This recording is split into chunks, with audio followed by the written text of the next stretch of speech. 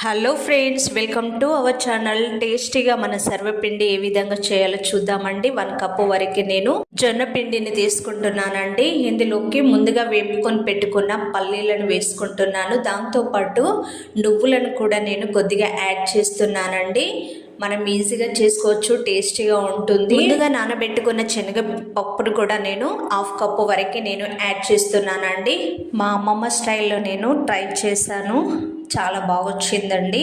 ఇందులోకి నేను పొడవుగా కట్ చేసుకున్న ఆనియను, ఒక 2 ఆనియన్ పెద్ద సైజువి ఒక 1 కప్పు వరకు తీసుకున్నానండి. దాంతోపాటు ఇందులోకి కరివేపాకును కూడా మనము కొద్దిగా వేసుకోవాలి. ఒక 4 రెమ్మల వరకు వేసుకున్నానండి.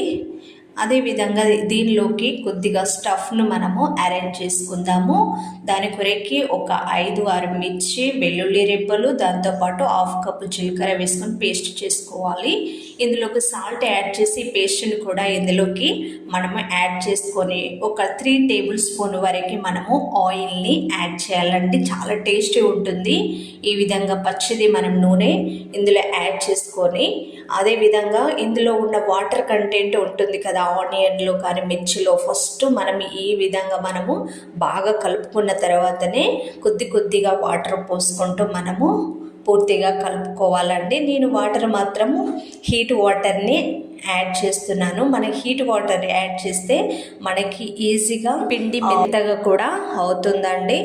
సో ఈ విధంగా మనము కలిపేసుకున్న తర్వాత ముందుగా ఒక గిన్నె తీసుకొని అందులోకి ఆయిల్ని అప్లై చేసేసి ఈ విధంగా మనము నెమ్మదిగా స్ప్రెడ్ చేసుకోవాలి. మరీ పల్చ కాకుండా కొంచెం లావుగానే వేసుకోవాలండి. ఎందుకంటే జొన్న పిండి కాబట్టి మనకి గిన్నెకు అడుగు అంటకుండా చూసుకోవాలి. అదేవిధంగా మనం వాడే పాత్ర కూడా కొంచెం మందంగా ఉండేది తీసుకుంటే చాలా బెటర్. ఈ విధంగా హోల్డ్ చేసి ఆయిల్ ఇందులో ఫిల్ చేసిన తర్వాత సిమ్ మోడ్లో పెట్టి మనము స్టవ్ మంచిగా నెమ్మదిగా ఉడికించేసామంటే ఎంతో టేస్టీకరమైన సర్వపిండి ready. Thank you for watching. Please subscribe.